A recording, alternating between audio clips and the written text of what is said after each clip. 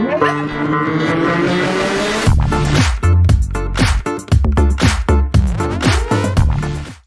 everyone, and welcome to this episode of the Barrels and Business Podcast. Today, I am joined by the amazing Nikki Smith, and we aim to bring you an hour or so of entertainment, laughs, and tangible tips on how you can grow your business, but also increase your surfing prowess. So Nikki here is a registered psychologist. She's got a focus on performance and career coaching, including career change.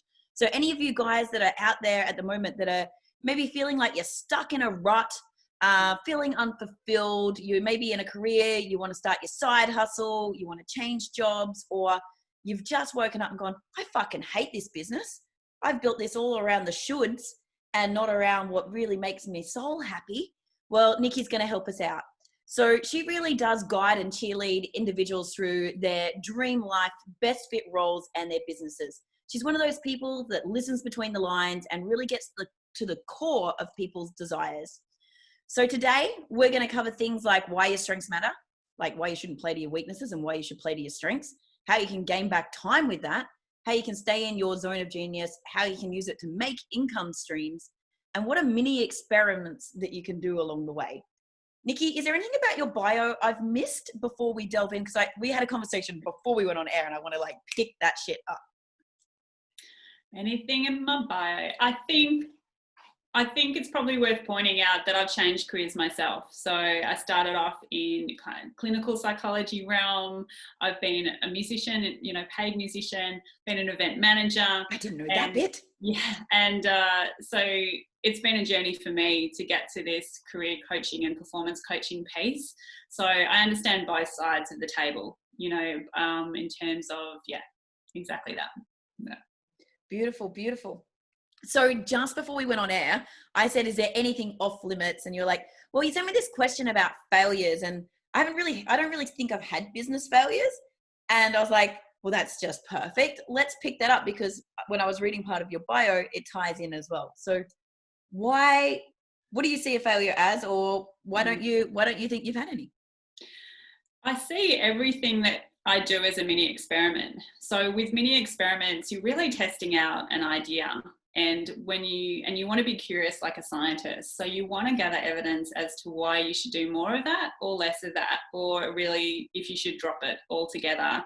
So to me, it's really interesting how the word failure just doesn't really enter my brain at all because I'm applying that mini experiment model. So I've got a podcast as well, and one of my closest friends and husband said, no more projects, no, don't do it. And I said, mini experiment. I promised to only do one. I think they underestimated how much work there was to create one, but started with one, and then there was evidence, yes, we should do more of this. So yeah, there's definitely things I've bombed at. And there's a particular singing audition that I, failed or bombed immensely, but it was interesting. I got so fired up after that experience, I actually kept going. So that fail forward. Yeah, amazing. I love this concept of treating things as mini experiments and looking at the data and really analyzing whether you should keep it or delete it or do more of it. We were having that whole conversation with my coaching group yesterday about, okay, let's gather the detail and have really the reality check on, is this something that I should be doing? And I mentioned to you, referring back to the podcast I did with Chris Dufay about burning the boats and how people can use the opportunity of coronavirus to potentially burn the boats and close a business that doesn't really align with their soul's true happiness. And that's again about going, okay, well, sometimes we don't close it even if it's causing us misery because we perceive that other people will think it's a failure. What would be your advice on that? Because I know you've coached people around getting unstuck from their businesses and moving on. Yeah. So, I mean, you can talk to either of us about this. So typically, clients ask, is it me or the business? Or if I'm stuck, should I stay or should I go? And not as many people as I would like are as risk happy as Jade or I are. So if we're looking perhaps for this middle ground, then it's really about, what I recommend is, well, what's the middle ground? So for example, if this isn't lighting you up, you might feel more comfortable about exiting it when you know what does light you up. So I think for a lot of people, they need to know what the alternative is, and what will light them up. Then it is much easier to walk away from something. Typically with people, in terms of exiting or closing things down, we do it over a period of time, because if you're not risk happy, then you're going to want some time to transition. And you can transition with ease. I think a lot of people when they're stressed, think in black and white terms. So, it's either on or off, but it's like, well, what's the middle ground? What if your business could be your bridge job? It ties you over from the here and now to your ultimate dream business or dream job. And then actually what you're currently doing serves a bigger purpose, and you can resent it less. You can find more happiness in the day-to-day, which usually results, my favorite quote is, happiness is the greatest hack to productivity and profitability. So if you can find more happiness in what you're doing by seeing it as the stopgap or the bridge, then ultimately you'll probably be more successful in it, and therefore speed up the process as well, and open up your realms of like, okay, could you sell it then? Or could you transition someone else in? Could you just hire someone to run it and you take a more passive play in it? Like it gives you more scope, don't you think? Oh, exactly. And all those scenarios are relevant, and I've witnessed all of those. And it's also, was coaching a client the other day. He's a independent HR consultant. He's a leadership coach. There's a part of his business is around, I think, researching, the salary piece and the wage piece, and every business wants that. He can't stand doing it. So we talked about, what if you brought someone in to do that? And not only would that free him up to do what lights him up, but he actually went, I could turn that into an income stream. So what's beautiful is you can even do it in smaller chunks. If what we're saying lights you up and go, I just want to figure out this now, that's awesome, go for it. But also if you're feeling like, oh, that sounds overwhelming, you can do it in smaller pieces. What's 5 hours of my week that I could outsource? Or what's 5 hours of my week I could eliminate? Yeah. Oh, I think that this is the hugest one for a lot of business owners. One of the guys, I was coaching him this morning, he's like, I said, okay, you've got a deadline of getting, actually you've spoken to this guy, got a deadline of getting your shortlist out by lunchtime tomorrow for candidates. And he's like, oh, fuck my life, it might be late because I've got to format all the resumes and blah, blah, blah. I'm like, why are you doing that? Why? It is not your highest best use. You can pay someone $11 an hour, or even someone epic like my girl, $14 an hour. And I've said, so $14 an hour equals for you either 20 new business calls, one amazing interview, or an hour spent with your client extracting the culture so that you can serve them better, ultimately all resulting in way more dollars than $14. And and happiness. Like who wants to sit, like, unless you're the personality type that loves admin and loves that. I love you guys. It's so not me. Like formatting resumes I couldn't even think of anything more horrible. And that's not about doctoring a resume. That's just like putting your letterhead on and making sure the fonts line up. It's just hideous stuff. Like why? And that's what sucks your energy. And if people can do a task audit, like you said, of like, what are they doing that drains them and is not their highest best use, versus what puts them in flow and happiness, but is also the best thing for the business, and do more of that, you can learn to love your business again. Exactly. And I think that has to be the first step, because what you want to do is create some time and headspace in your week to even fathom and contemplate these other bigger questions. So what's beautiful about that is you can action that now, and it doesn't have to be expensive. If you have zero cash flow, which I doubt because you're in Jade's community, but you can even trade time with people as well. 100%. So that would be just implement that now. Look at how can you reclaim 5 hours in your week? Because I just got offered she's amazing, young lady who's a consultant for Microsoft in India, and she wants to be able to make a move. She's come through some of my Mind Valley circles, and she's starting her side hustle in digital media management. Obviously coming from India, she even though she works for Microsoft, not a great income, she's like, could I use you as a case study? Could I trade your advice for this? And I'm like, how amazing. I get to give back to someone and help them and be a case study that she can use to make a business out of, give her advice. It's a win-win for everybody. And people are more open to that than you think. Yeah, especially when it's win-win, you know. That's typically what I get all clients to with their side hustles to start your case studies, get your testimonials. But it's amazing. I can't recall a client ever getting a knockback, you know, from asking. Yeah. And if you do, it's just not the right match. It's not a bad thing. It's just, maybe it's not the right match at that time. Yeah. So I think that's really, I think that's something that most people don't really think about. Do you find though, something I have found, and I'd be interested to see if you find it with your clients, sometimes the reason people don't outsource or they don't look at those ideals is because they have this mentality or limiting belief that they have to do it all themselves. They have to wear all the hats and they're not successful if they're not doing it all. Do you ever see that come up, or what else do you see as a reason why that prevents them from taking that step? Yeah, it's universal. I think it's on the extreme. See it everywhere. I think we've been brought up to think we can do it all. I think that's how we've been brought up. And I think there's some ego attached to it as well. And if you're a perfectionist, then, you know, you're going to have more control if you do it all. Yeah. So one of the most liberating moments for me is when I got trained up in my first strengths tool.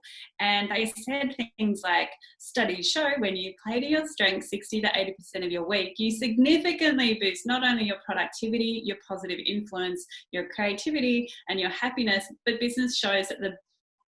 studies show that the business bottom line improves, whether you're a sole trader or whether you have a team. Get everyone to play to their strengths for 60 to 80% of the week. And then I thought, wow, it's not just about morale. It's not just about productivity. It's about earning more money. So there's a business case for it. So I find that gives people the permission to go, this isn't a nice to have. This is a strategic imperative. I need to get my head around this if I'm going to, you know, live my best life, really, or create the best business. Yeah.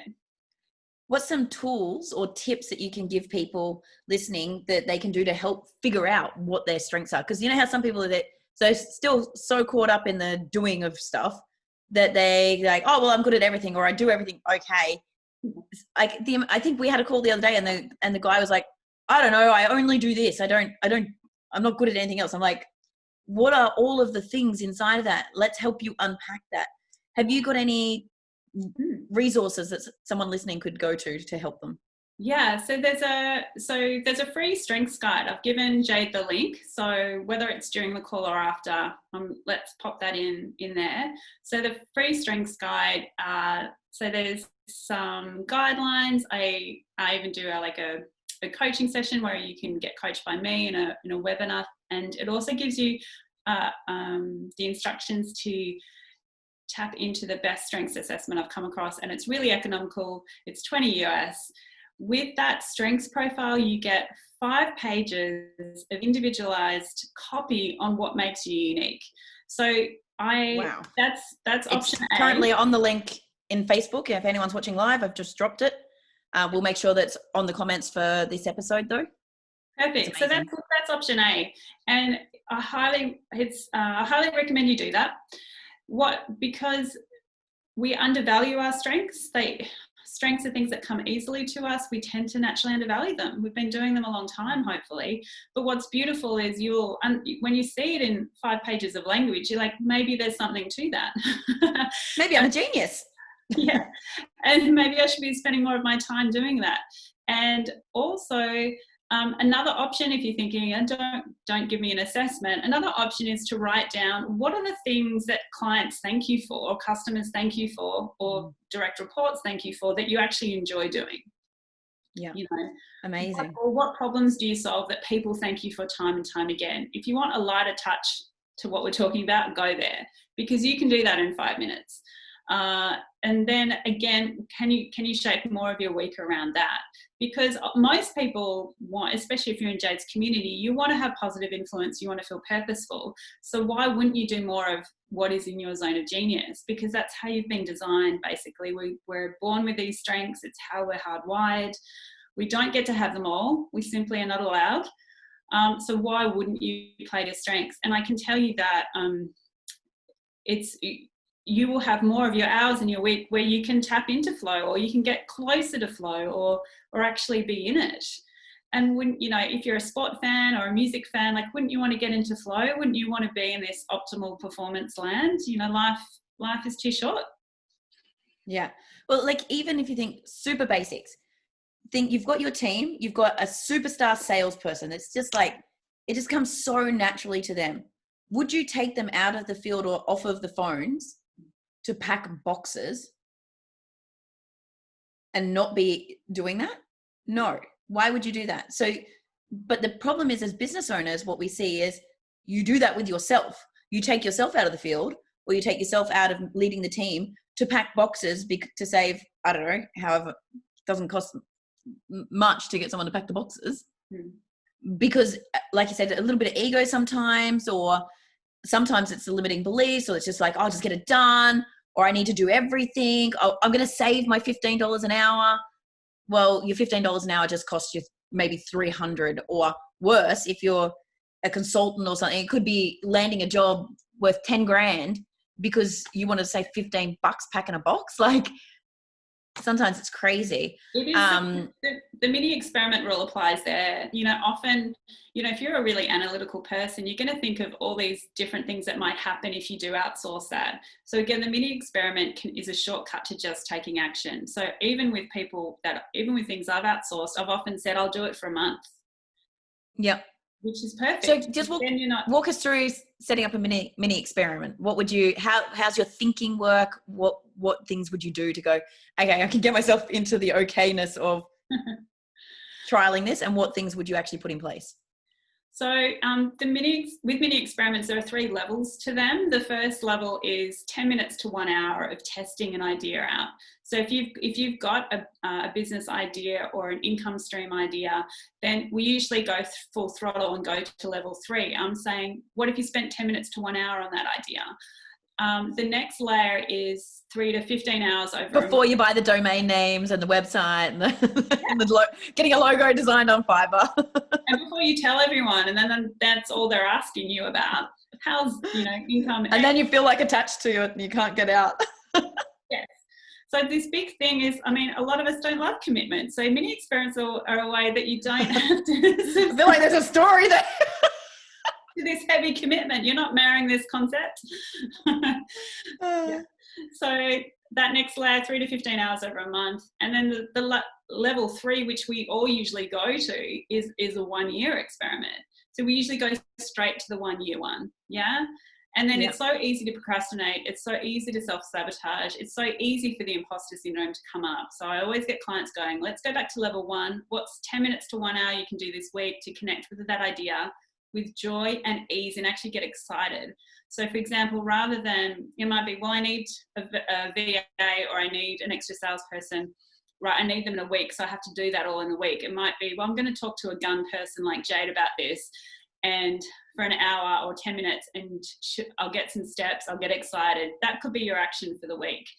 And then you'll keep going. What would be another idea? I helped an owner of a law firm. He was bored. Thriving business from the outside, looked so successful. He was super bored. Don't we all? We uncovered 23 dream ideas. That's the world record so far. And we were you need to speak to my roommate Candice. We have a giant whiteboard for her called the car park. All the ideas go in the car park until it gets filtered through me. Yes. Exactly. Yeah. Because 23 are difficult to tackle at once, but we can with him, we could tackle up to 10 at a time, partly because some of them were 10 minutes. Yeah. And it's amazing how that really fuels your excitement and fuels your joy when you're just connecting with something for 10 minutes or an hour. And sometimes those early mini experiments, like I said, it's research or absorbing information. Why do we expect ourselves to be able to execute immediately when we haven't even given ourselves time to adjust to an idea, to explore it, to get some help? Yeah. I think that's a really big one, is bouncing the idea off somebody else, because by you having to articulate it, you either answer some of your own questions, or you can gauge the energy in yourself. Like, does it feel heavy? Does it feel light? Is this actually where I want to go? being willing to and seeking out someone that will give you brutal feedback, not for the sake of being an asshole, but that is coming from a place of non-attachment and love, but can play the devil's advocate and say, okay, and how does that feel? Or, okay, sit into a year's time from now, if you are only doing that and you've let go of this, how does it feel? Exactly. And what if you did it like this? And what does that mean to you? And how does that really serve your soul's true purpose? Or people come up with big ideas and they think they're really cool, but there's a price of admission for everything as well. So what are you willing to pay and what are you willing to lose to be able to see that? And making sure you do that risk analysis, but the payoff analysis first, because to go all in and deep on maybe some projects could mean getting rid of your social life. It might mean limited time with your family. It might mean interacting or traveling. What are you willing to do? And the cost to get it up and running. People sometimes jump in a little bit too fast without doing those things, but then you feel like you can't back out because you're already neck deep. Yes. So then if it's an hour or a 1 month experiment, you need to have that review point, and you need to check in with that. It's how do you feel before, during, and after? Or do you feel light or heavy, like Jade say? You need that review point. And I think the other point to make is, one of the ways that I help people is to uncover radical ideas, but actually give yourself a longer timeline to experiment with them, so you're not having the trade-off.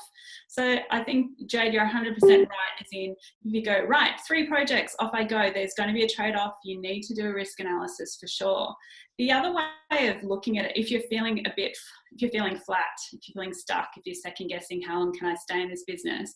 Then another approach is to uncover some radical ideas, potentially pick 1 or 2, but actually extend the timeline. Because I think the myth that it's commonly thought is, if I can't see the result in 3 months, then is it worth doing? Or if I can't see it, it's not for me. Whereas with a radical idea, you usually need to give yourself longer, so your confidence and experience can match the bigness of the idea.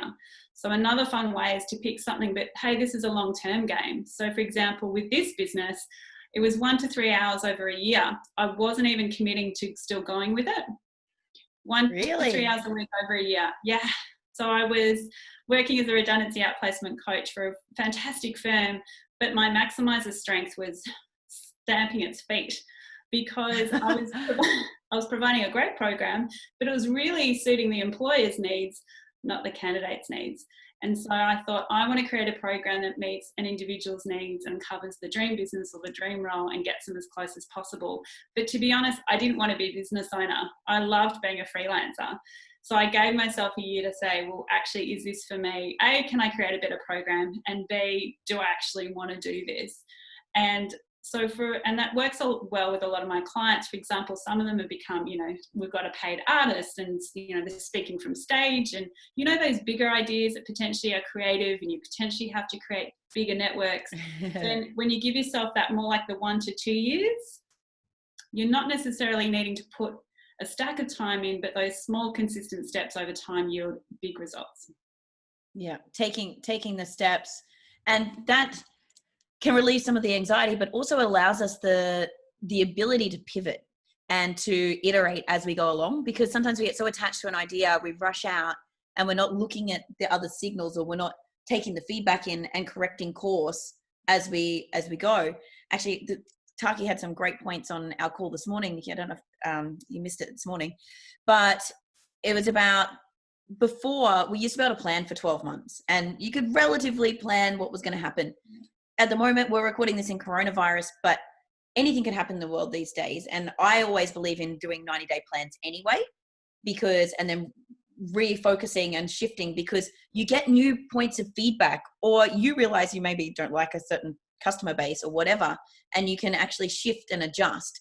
So I think being able to shorten that time frame and constantly be analyzing it and looking at whether it works, and then making those micro adjustments, giving that timeline to do so, can give you such a better business in the long run, and something that can be recession proof, crisis proof, pandemic proof. Yes, things will take a hit, but if you've done those iterations and if you've had those times to react to different situations throughout before you've completely locked in and made yourself married to an idea, you have so much more ability to react on the spot because you've taught yourself to do so. And I think that's beautifully said. And if that's in your strengths profile, to be disciplined to do those review points, that's awesome. But if not, partner up with someone. So one of the principles of strength, partner up with a strength that you need. If you're not the natural reviewer, if you're more the ideas dreamer, get stuff done, just keep moving, then you need someone on your team that's going to help you to review for sure. Yeah, so add someone in there, and then it's more fun. Gosh, how much more fun is collaborating on something that you don't do? 100%. It's so funny because I've been running these pro bono group coaching calls every weekday. This week I'm doing 3 days, and what we've found, I was like, people just want me to turn up and kick their ass. Like literally, they're saying they're just turning up on the call so I can kick their ass and give feedback on their 90-day plans and hold them accountable. But now the group is like, oh, I need to do that part of my 90-day plan. I said, okay, well, how about you guys commit to a time, you're both going to do that part of it, and then do a 10-minute call just to go through it, make sure you've done it, and that you've got to feed it back. So then you're actually thinking it through. That part doesn't cost anything. You've found a buddy, you're getting the win-win like you was talking about before. You're both jazzed, you're both held accountable, and you're getting real-time feedback, and you've got to think better because you've got to articulate it. Yeah. So nearly every entrepreneur we know knows another business owner, right? Correct. Surely you can find one, or you can join a fucking group and someone in there will be like, please help me too. Exactly. And what's fun is if you do it in a mastermind with Jade, or I've got a group call for my career change clients. What we know, the people in the group, we can even match you up. We can matchmake. Yeah. Make a little buddies. Yeah. Well, I've just put, for simplicity on this one, we put people on the same time zones because I've got people in Texas and LA and Europe and Australia. It's like, okay, who's on the same time zones? And similar business challenges. Oh, very clever. And I don't know if you want more on this for the people who are listening in, but you can actually do that with your team. So I worked with a digital agency, and so we profiled everyone's strengths, and then we actually buddied up all the direct reports into a buddy system with the strength that they needed. And the KPI was that they met once a week for 20 minutes and troubleshooted any sticking points because they could share their wisdom with each other. And it's still going. And the director was actually shocked. She said, not only is it working, I'm getting less people coming to me, but it's still going. And we have their arts, because part of the permission piece with strengths, you're not allowed all of them. Like, you just simply aren't allowed all of them. So why wouldn't you tap into someone else's strengths, the ones that you need? So for some people, are much more strong on the relationship building side and less strong on the strategic thinking side, for example, and vice versa. You just made me remember something. I'm writing down. What I'm going to do is drop it into I'll put it onto the Facebook afterwards. Or if my assistant's listening, please drop it now. And I'll put it onto this. I did a webinar for the Remote Business Summit on finding a natural path to wealth using the wealth dynamic system. I don't know if you've heard of that, Nikki. Yep. And how to build out your dream team with your 1, 2, 3, so that you've got all areas of the profile spectrum to balance, and how you can lean on something, how you can figure out, okay, what is that person that I need right now? Because we have unconscious biases, and we tend to gravitate to people that are like us because we feel accepted. And we're like, oh, and I get you. But understanding how to find someone that is, say, your opposite, or that really does fill the gap that you don't have, so that you can both be in best use, and understanding that you can help each other in that respect. But being able to identify that pretty easily as well. And also by what task needs to be done. So if you're a detail analytic person, maybe you need to lean on someone who's a supporter, who's got like a bit more people personality as leadership. And even if that's not that they're going to come into your business and do it for you, they could coach you. And you're like, oh yeah, I've got to do this meeting with my team. What would be your advice on how I could make them feel like I love them rather than just barking at them? Do you know what I mean? There's so many ways that we can help each other. but you also need to know how to ask or what you need to ask for. Yeah, absolutely.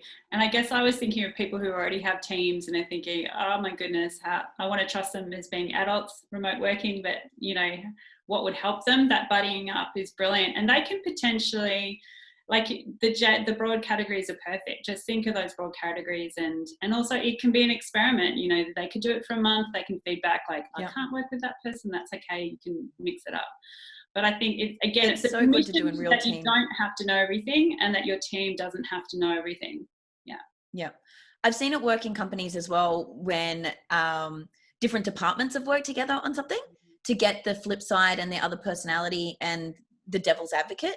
And that can make a huge difference in launching a new product or a new, a new incentive or program that you're putting through the business by saying having marketing work with finance. And because then you've got two different personality types looking at the problem, and it gives such a multi-dimensional aspect and that accountability. That's because in bigger teams as well, sometimes you don't, the competitiveness or maybe the ego or the worry of being compared to your peers in your group can prevent people from really putting themselves out there. Whereas when it's cross department, there sometimes seems like there's less fear of judgment.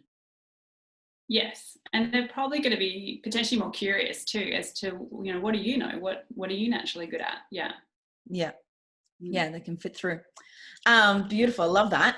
So in terms of getting more time back, what's some of the tips that you give people? So one of my favorite questions ever is that one. So we've talked about outsourcing. We've talked about partnering up with the strength that you need. They are all ways to reclaim time. Another one that you can actually implement literally tomorrow is around carving out focused time. So hands up if you have succumbed to being interrupted, notifications. Yeah, I mean, it's addictive. They've proven notifications are as addictive as cocaine. Yeah, I have do not disturb on all the time. Silent phone. So follow Jade's lead. I think we want to think we've got willpower, but neuroscience have proven that willpower can be gone within 3 to 4 tasks. So if you think about when your day starts, 3 to 4 tasks in the willpower. Yeah, they say it's finite. Like it actually gets used up. Same with like decision making. You can get decision fatigue. Yeah. And because of these uncertain times, most of us are not at 100% functionality anyway. So I love the science of positive psychology, and a big part of it is how do you just make it easeful? How do you automate it? So for example, if you had enough autonomy that you could do this, then my tip would be as early in the day as possible, carve out, start where you can. Is it 60 minutes? Is it 2 hours? Have it be time that you are not interrupted. You've got your 3 key tasks for the week.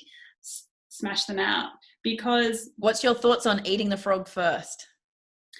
I mean, it's sound. That's why it's endured for so long. I'm personally sick of the words. What can we relabel it? Let's go something in the ocean. Do what matters first? Do what matters first. No. Yeah, eat the slimy, wet octopus first. Yeah. I mean, if you think, you're going to feel so much better. I'm a big fan of guilt-free living. And if you eat the slimy octopus first, then you're going to be guilt-free for so much more of the day. Whereas if you avoid it, you avoid it. And I think with that focus time, and maybe schedule a delightful task after that. Maybe go slime and then cocktail task. This is what I think, because if you have the focus time, you tend to procrastinate otherwise. Whereas if you do the thing you love first, then time expands and contracts. Yeah. So if you're loving it, you can keep doing it or find an excuse to keep doing it, and the other thing doesn't get done. Whereas if the reward is get shit thing done, then have epic thing, or even if it's, okay, I'm going to do that. And then after that, I can have my coffee. Yeah. Or after that, I can check the surf, or I'm not allowed to, social media has to be shut. I can give myself my dopamine hit of scrolling through crap, if that's what you love. But you make your rule of, I don't get to do that till this. Yes, and the beauty, if you're thinking about reshaping your work week to play more to your strengths, then you will, whether it's this week or in 2 months' time, it could be that you only have to eat something slimy every second day, because you will have, outsourced or eliminated stuff you don't like. Yeah. How good would that be? How good would that be? I think and it's worth believing that that's possible, because it is. You have to make a choice and know that it may take some time to set up. Yeah. And again, like, think about the payoff though. Sit in the end result. Like, what could you do if you had an extra 5 hours a week to do what only you can do in your business? That's highest best use. Imagine what that can do for the business. Exactly. And the thing is, we know, right? And you know what needs to be done most of the time. Isn't that the truth? So it's, if you get that done, and that, what drives me is that guilt-free time, and also knowing that I've done something important for the business. And the beauty, and I would attach time to each task, and do your best to stick that to that time, because as what Jade said, is time fills the task fills the time available. So I'll have some fun being OCD about that, and see how much you can get. I've got an ideal week calendar. Make a note. I've got an ideal week template that people can download, and it's got a 10-minute explanation on how to do it and how you can create that focus time, and just get it done. And treat it as an experiment. This is why I say to everyone, iterate each week. Like, don't feel like you're wedded and locked to that calendar. Do it, test it. Does it feel in flow? Does it not feel in flow? Did you allow enough time? Did you need more rewards? Schedule chocolate. Yeah, and I think we need to refresh that more often at the moment, because times are so different. Either I'm guessing, working harder, or you have less work than you want. So you're either going, and with both of those weeks, it's a perfect way to set up your ideal week and make sure you're getting those touch points with things that light you up, getting your moving your body or meditating, whatever works for you. Yeah. Interesting point you just made there. It reminds me of a client I was coaching yesterday. Some of her clients' problems were that they felt like they were spinning their wheels and not being productive because they don't have as much of the normal work that they have on, but they feel like they have to work, but they're not really doing the right things. So being able to go, okay, well, I'm going to schedule time maybe for learning, or looking at all the things in your business that needed work, like operations. God knows if you've got a team, your HR files are definitely not up to scratch. Looking at your reviews, looking at how your processes, sitting down even and going, okay, let's map out a new customer journey. We have the opportunity to iterate, especially if your distribution or something has been harmed now. Maybe you wanted to change to more eco packaging, but you were scared about the cost or the difference or what was going to happen, how your customers might receive it with a big shift. Like, this is the opportunity to break it down. So look at what's the stuff that you never had time to do before. Schedule that time to sit and do the work on it. Absolutely. And again, think about your strengths. So often we'll go, pick one. Say people will pick one of those projects and go, well, I can smash that out in 3 days. I'll work on it 5 hours a day. It's like, but is that playing to your strengths? What kind of tasks does it involve? Do you think it'll energize you or drain you? And tackle accordingly. But just because that will be more sustainable. So quite often, so projects that aren't actually playing to my strengths, I'll do an hour a day, and initially it feels a bit pathetic. I'll own that, but it's sustainable. And so it might take me 2 weeks instead of 3 days, but I actually will get it done versus better. Yeah. And empower your team though, right? So I was talking to another client, hospitality, and they're like, oh, what can we do? Obviously our people aren't there. It's like, you've got people on your team that desperately want to be sommeliers, and they could learn, and that would add a skill to it. You've got people on your team that want to help with the service process. Give them a task to say, okay, mini experiment. What would you do if you're front of house even? What would you do different if you could design? You have the freedom to design the new customer experience from when we open the doors for the first time.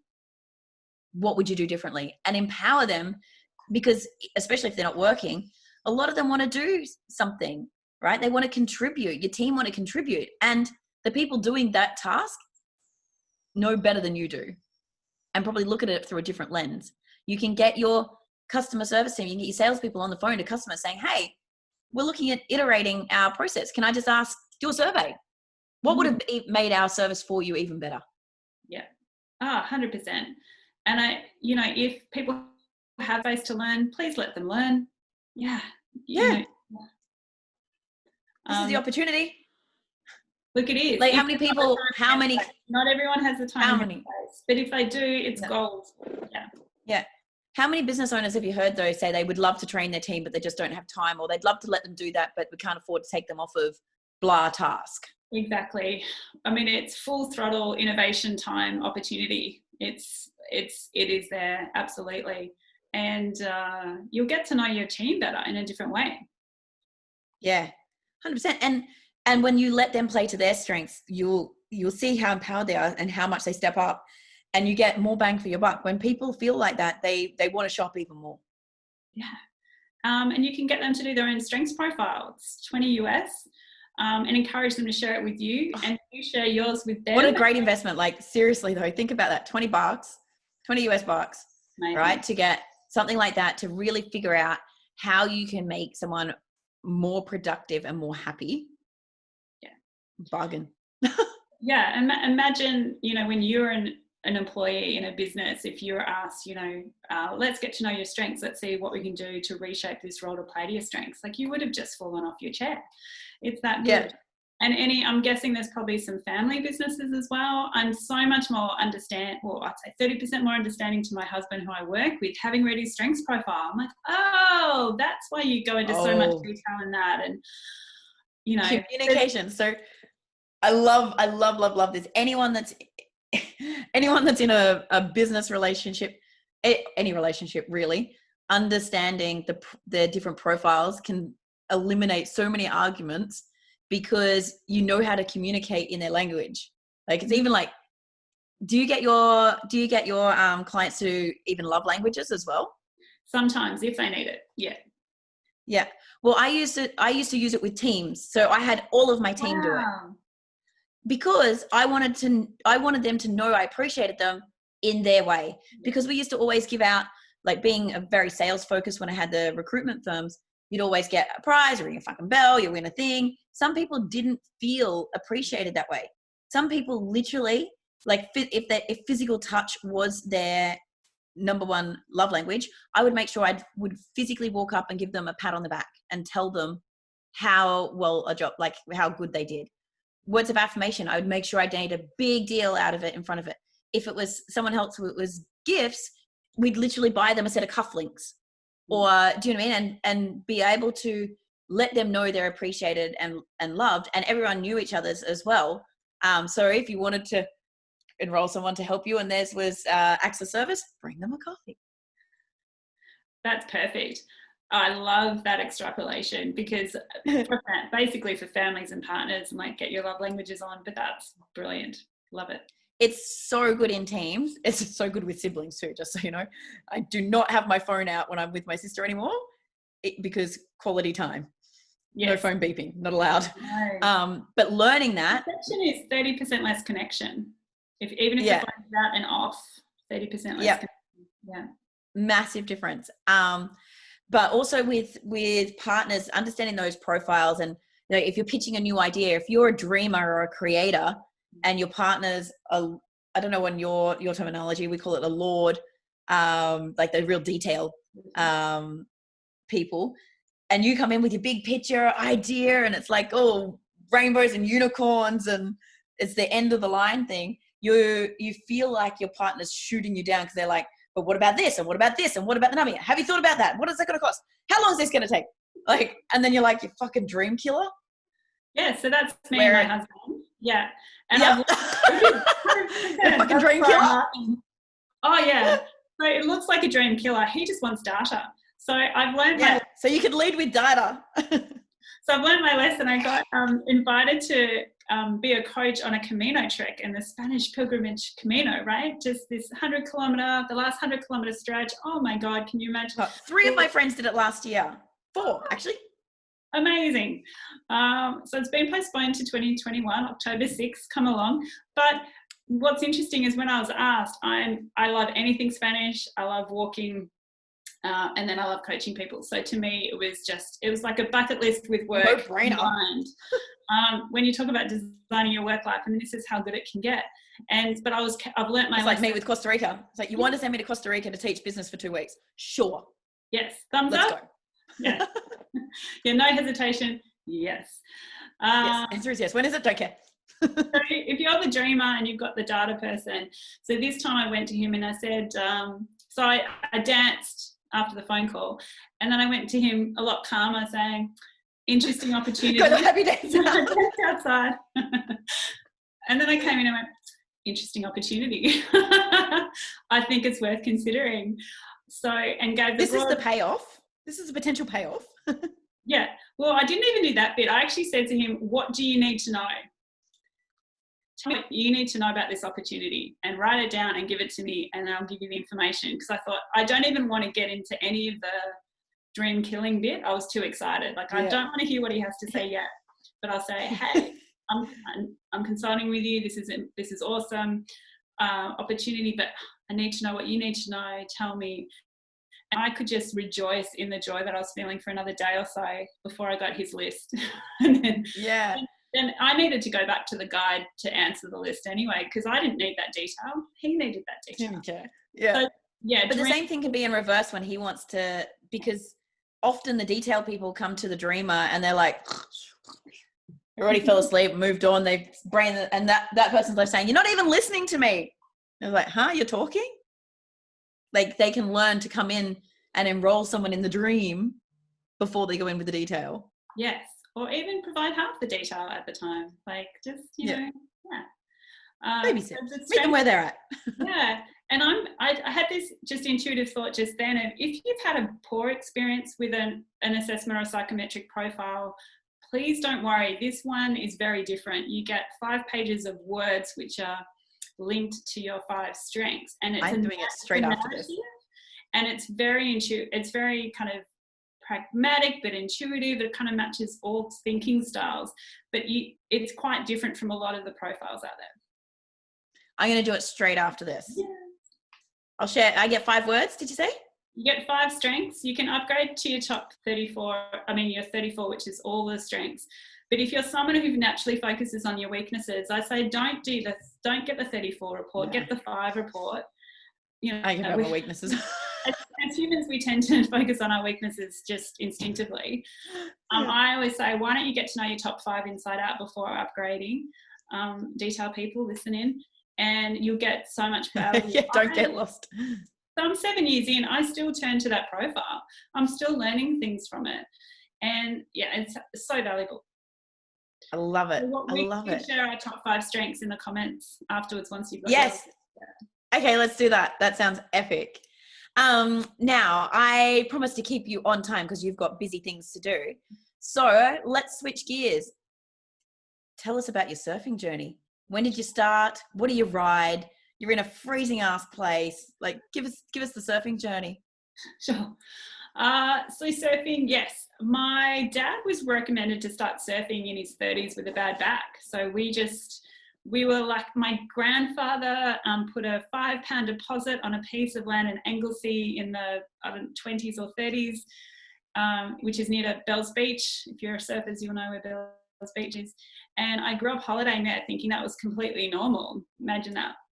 And there was 35 of us in 2 shacks next to each other, all related to each other. So as a kid, it was heavenly. And we always boogie boarded. And then I was 12, I think, when my dad got me onto a board, and he taught me. And it was I just thought, wow, this is amazing. And then got a bit distracted by friends rather than hanging out with my dad. So I kind of went in and out of it. And in my 20s, another friendship group who surfed got back into it and lived in London, bit of time out of it, back in Australia, post kids back into it. So we live in Barwon Heads, which is 20 minutes from Torquay on the other side of Anglesey. And we sea changed here 6 years ago. My husband wanted to live in the country, and I said, there has to be ocean. It won't make sense otherwise. And my realization over the last few years is that it makes me a better human being. you know, when my kids were tiny and would literally cry when I left the house to go surfing, it was kind of painful, that divided heart piece. But what I realized is one of my core desired feelings is catching waves, whether it's I body surf as well, or boogie board if the waves are too big for me in a board. Like I'm a 2 to 3 foot max girl. And so I realized through that, just pursuing this catching waves feeling, that it makes me a better human, a better friend, a better coach, a better mum, a better partner. So why wouldn't I do it? Whereas I think a lot of people feel like it's a bit of an indulgence. There's even some rhetoric, even in this surfing town that I live in got lucky, got out for a surf. It's like, just, yeah, it makes us better people. So why wouldn't we do it? My sister literally says to me, when have you been surfing last? Your energy is all fucked up and I don't want your energy around me and the kids. You need to go surfing. Don't even bother coming. Like, because she can tell my anxiety gets out of control. I'm a bit antsy. I'm distracted. I'm on edge. She's like, do us all a favor. Get wet.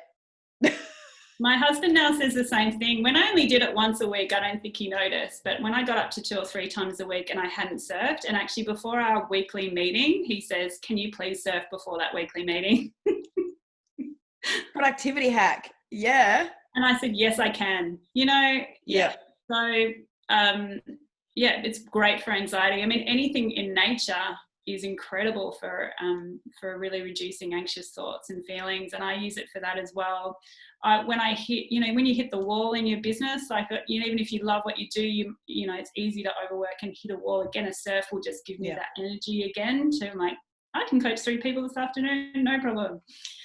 I get sometimes the thing going, oh, I've got so much work to do, I can't justify going for a surf. Candace said to me, my roommate the other day, she's like, you're going to do the work so much quicker and so much better if you literally just go out there and have 40 minutes. She's like, it's right there, just go. And it's almost like you have to give yourself that permission, because you hear other people with the indulgence and not really, it's, for me, it's my meditation. Like, you wouldn't really put someone down who was going to be like, I need to go meditate for half an hour to get my shit sorted. For me, that's 100% my meditation. I couldn't agree more. And I had another point, which was, I applied a mini experiment to the surfing. I tested out what was the shortest amount of time that would still be satisfying. So I think it was it might have been 2 years ago, I was doing it as my lunch break. So I would go, and the round trip was an hour, and I was in the water for half an hour.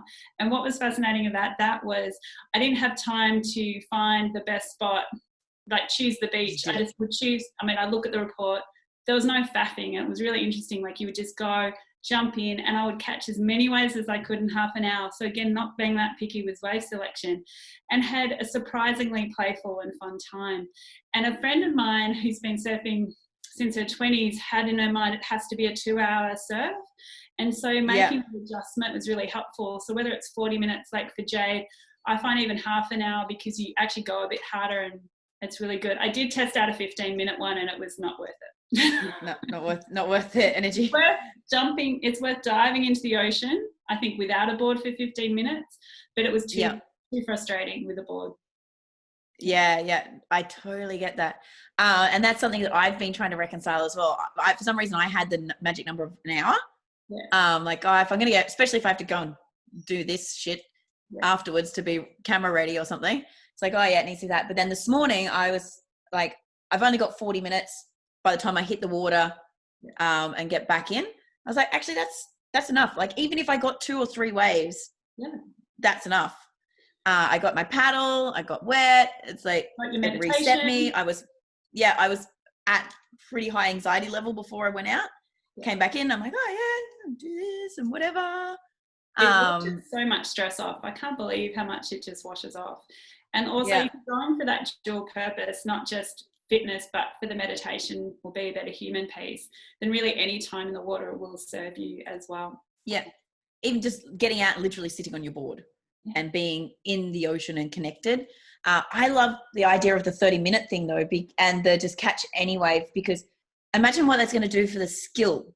Yeah. Like, rather than just sitting and waiting for a good wave, like just the practice of jumping up. Like, I've got a way small, I've got a Kelly Slater Gamma that's like 27 liters epoxy, so light, and I need to be really fit and I need to be constantly in the water to be any good on it. And the conditions, otherwise I'm too light, the wind blows me off the back. But just trying to practice on that in white water, because it's so unstable, I've found has made a massive difference to my takeoff and how I'm performing. So it's like, okay, elite athletes go out in any condition. Yeah. That's what makes them elite. They learn to surf the shit. And I think we can apply that. I think we can apply that metaphor to so many things. So true. Right. And I think it brings back I found it brought back some playfulness. So just to get you out of that ego as well of I'm going to catch X number of waves. It really doesn't matter what they look like because the conditions aren't perfect.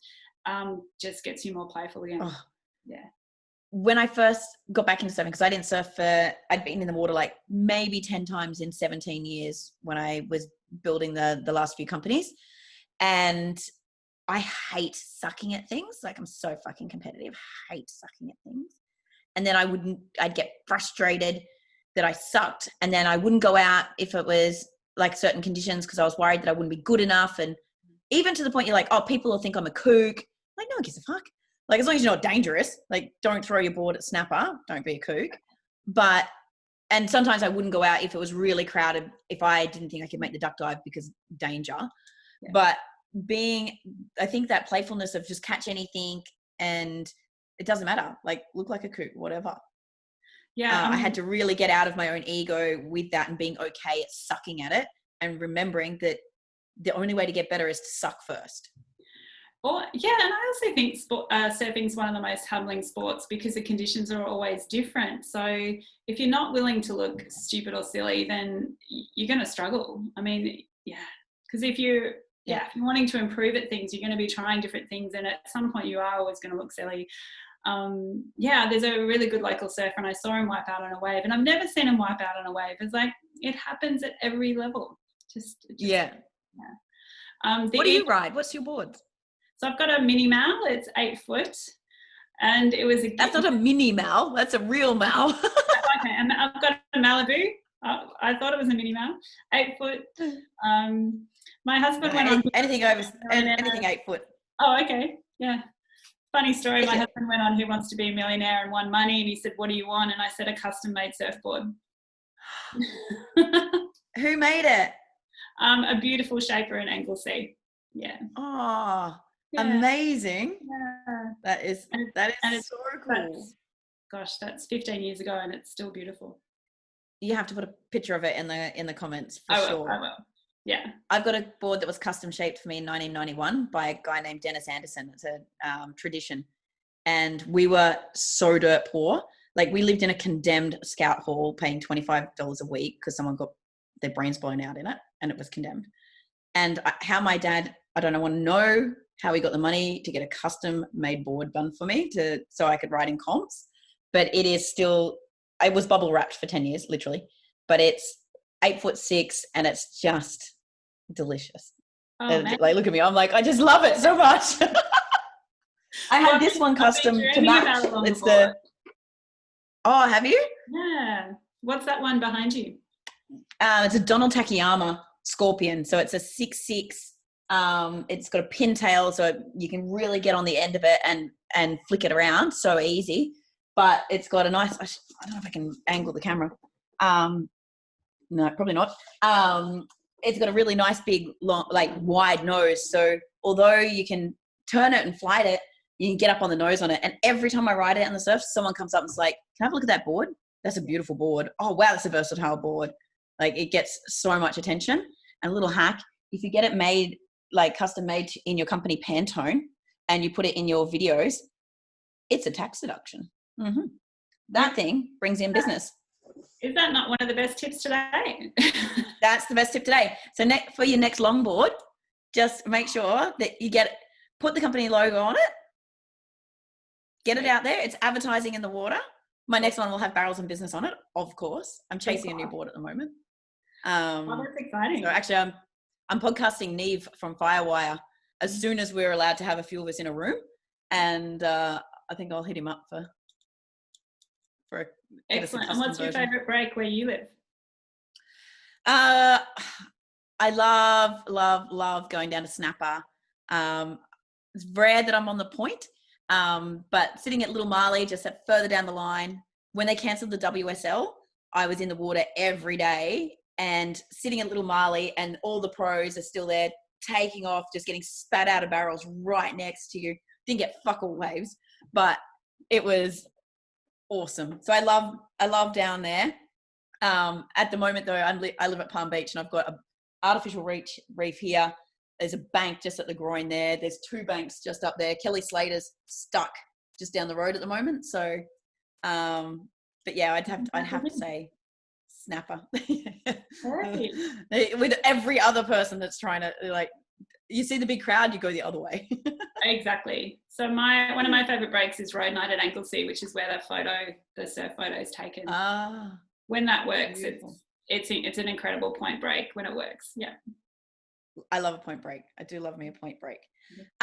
Where have you been on any surf trips, like outside of area? Where's been your best tip? Yeah, I have. I would say Sri Lanka. That was where? Sri Lanka. Sri Lanka. That's my number one place that's on my list. Yay. So I went to the Ments for my birthday, but I've been saying like that's where I want to go surfing next, because I was already going to Costa Rica for work. So okay, give us your best travel tips for Sri Lanka.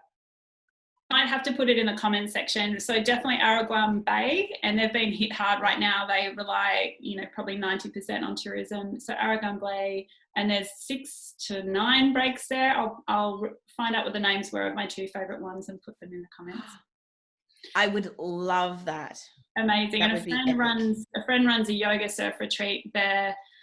So I went along there last October, I think it was. It was amazing. Yeah. Okay, hook us up with them. Maybe we could get them on the podcast as well, because we have a lot of people that either desire to run retreats and things like that. And it'd be great to get some learnings on how they've set up, how they got started, the marketing side of things.